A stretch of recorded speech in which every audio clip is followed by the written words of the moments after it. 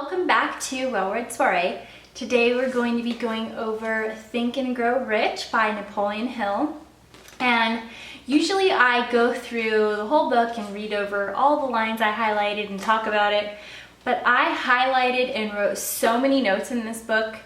If I went through all of them, we'd probably be here for an hour or two. So what I'm going to do this time is just go through each chapter and talk a little bit about the main points of the chapter and what I got from it.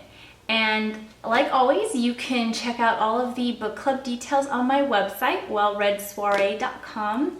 We have our past reads on there, the current read, the next read. I also have a blog, so if you want to check me out there, I will link it down below. So let's get started. Chapter 1, Thoughts Are Things.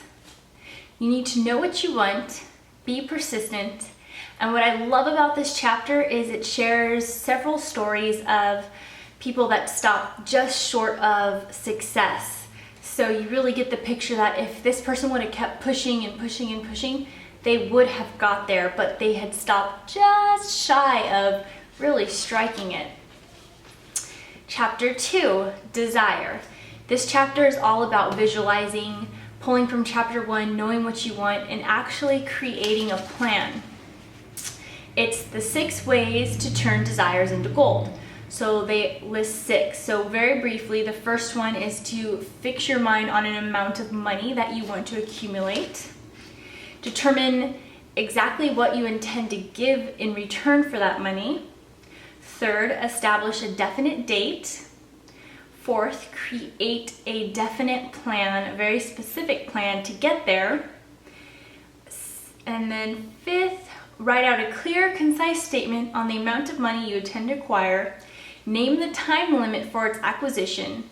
State what you intend to give in return for the money, and describe clearly the plan through which you intend to accumulate it. So you're pretty much bringing together all of the points we just wrote about. Sixth is read your written statement aloud twice daily. Once just before bed and once in the morning. What I like to do with this was I made a cute little insert for my Erin Condren planner, and I have my plan there so I see it whenever I look at my planner. Chapter 3, Faith. This chapter is all about positive emotions. There's a self-confidence formula, talks about the ill effects of negative thoughts. I really liked the self-confidence formula, thought that was really good. Chapter 4, Autosuggestion. This is about giving the desire you want an emotional aspect, and it talks a lot about the subconscious mind and how it works, and the subconscious mind never shuts off. It's always running, even when you're asleep, when you're awake, you don't even know that it's working. And the subconscious mind acts on the thoughts that you feed it, and the subconscious mind generally responds more to thoughts with an emotional aspect to it. So it talks a lot about that and repetition, repeating those thoughts over and over to yourself.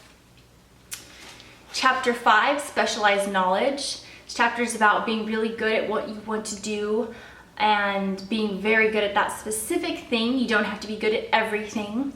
And it also talks about how just because you have a degree doesn't necessarily mean you're qualified to be a millionaire or a billionaire.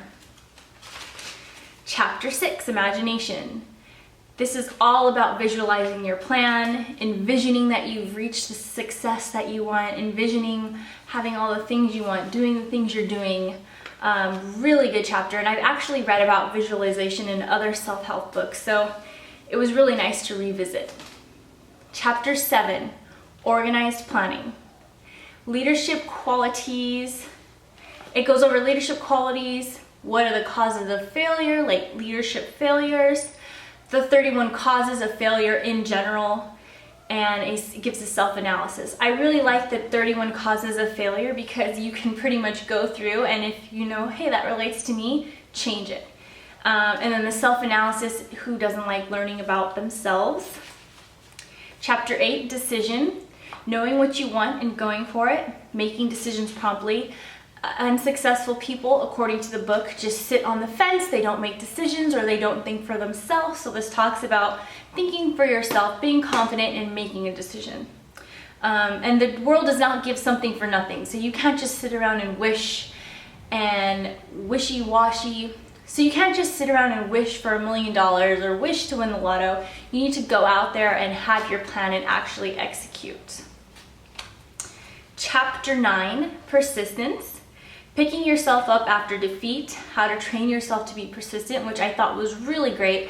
It talks about how to train yourself to be persistent and how to develop persistence.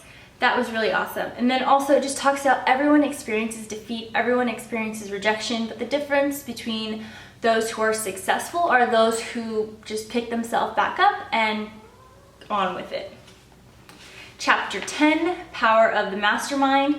This is all about bringing together groups of people that all want to be better, the best version of the best version of themselves. Here, Fitness Bible, because more minds work better than one, and having a group to go to for support.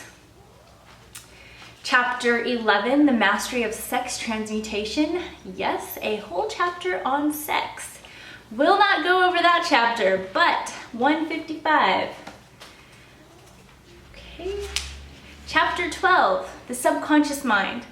Acts on desires with emotional feeling, pulling back from what we had already read. Remove negative thoughts. I found that incredibly useful. We actually read about that in Confidence Code.